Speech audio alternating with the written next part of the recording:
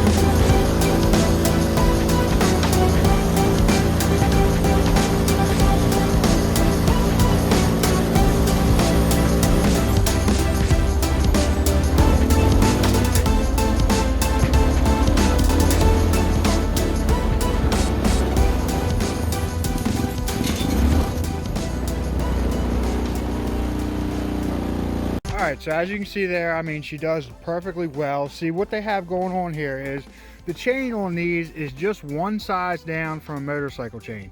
And they do stretch out, especially when I first got this thing. I used to haul freaking logs with it and everything for milling lumber. Another thing with it is I had to go ahead and replace this right here, and this right here I had an issue with. It wouldn't start. I found out that that wasn't connected correctly right in there. And this, when I, like right after I got it, it started to dry rot, so I had to replace that.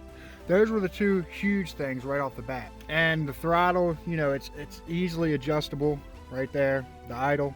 So with these chains and the drive shaft, see what happened is I actually snapped this thing clean off, and it was my fault. I was just using it like super duper hard and I just snapped it right off. So I took it somewhere and they went ahead and they fixed it. They went ahead and rebuilt the whole transmission pretty much and put a new one of these things on there. So now she's good to go. And the chain, I do need a new chain. It's a little bit stretched out from all the craziness I used to do when I first got it.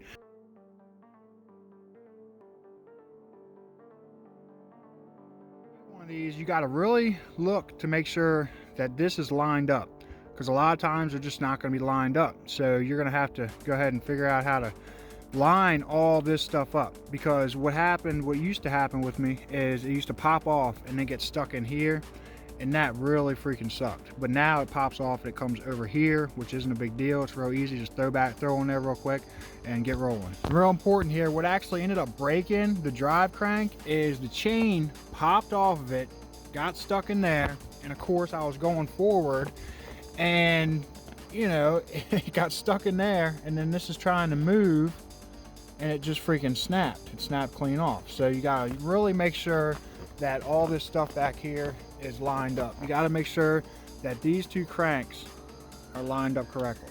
So all in all, for 1,700 bucks delivered, I don't think you can really beat this thing. I mean, it does everything that I want it to do, and I'm probably planning on going ahead and grabbing myself a spare one so that when this one does have an issue and it's something that I can't deal with and I have to take it to a shop, I've got a spare one. But if you buy a really good one for 3 times at least what this one costs, then I mean, you're not going to have a spare one when that one's in the shop, which inevitably will happen. So I mean, I'm really happy with it. I mean, as long as you know how to maintain equipment and what have you, I think this is a really good choice for most people.